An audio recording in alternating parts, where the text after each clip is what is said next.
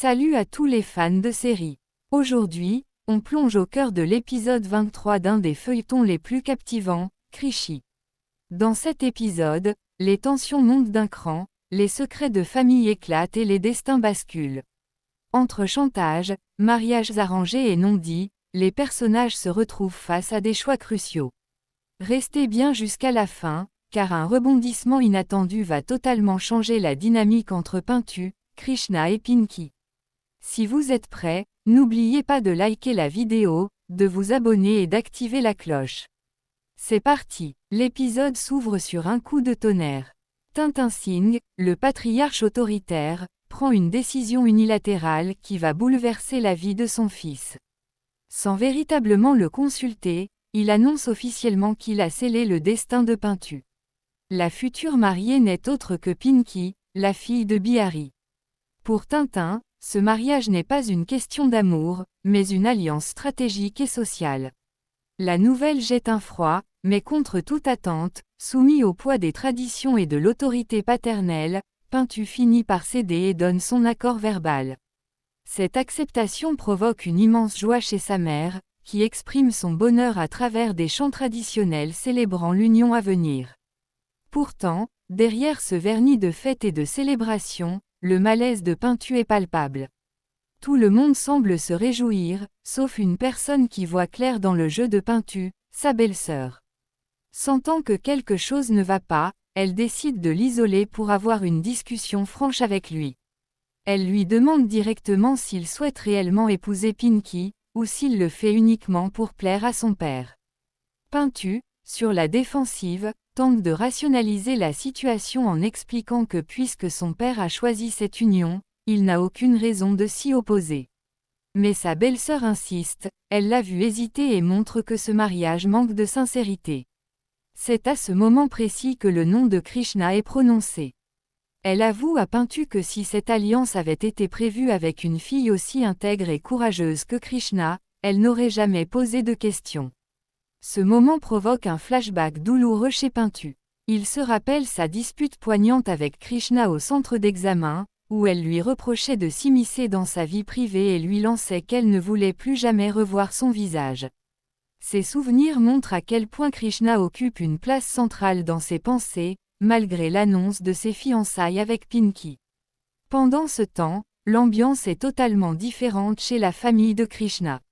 Les préparatifs pour le mariage de sa sœur, Swati, battent leur plein. C'est alors que le téléphone sonne. Au bout du fil se trouve Mahesh, le futur époux de Swati. La jeune chancelle intercepte l'appel et commence à taquiner Mahesh, créant une scène légère et humoristique au milieu du stress des préparatifs. Krishna intervient rapidement pour remettre de l'ordre et passe le téléphone à Swati. S'ensuit une conversation très tendre et timide entre les deux futurs mariés.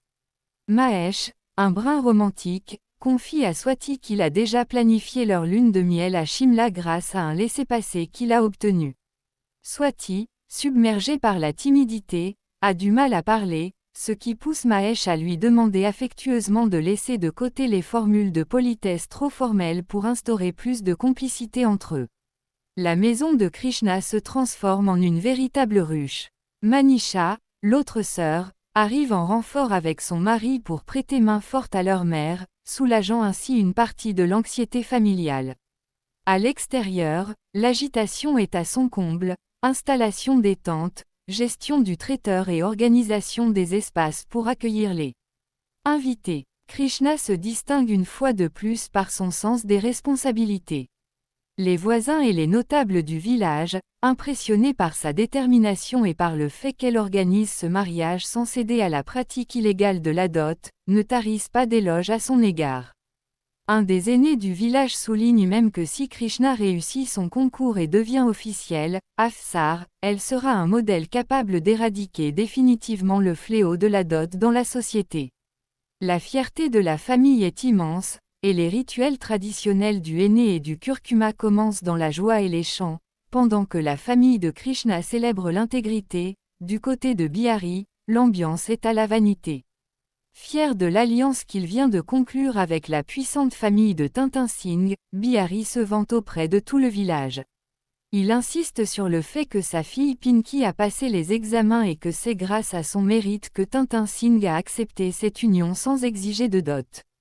Un pur calcul politique et social qui cache les véritables intentions de contrôle de Tintin Singh. L'épisode se clôture sur les festivités de mariage chez Krishna. La lumière revient après une brève coupure, la famille se rassemble pour une séance photo mémorable immortalisant leur bonheur. C'est alors que les invités d'honneur commencent à arriver, marquant le début officiel des cérémonies sous le regard attentif et protecteur de Krishna, qui reste le pilier de sa maison. Cet épisode 23 nous montre un contraste saisissant entre deux mondes, d'un côté, le mariage arrangé par intérêt de Pintu et Pinky, et de l'autre, l'union sincère et pleine de dignité de la sœur de Krishna. Pintu parviendra-t-il à aller jusqu'au bout de ce mariage alors que ses pensées sont tournées vers Krishna? Quel rôle jouera Krishna dans la suite des événements? Dites-moi ce que vous en pensez dans les commentaires. Si vous voulez le résumé de l'épisode suivant, explosez la barre des likes. Prenez soin de vous, et à la prochaine pour une nouvelle vidéo.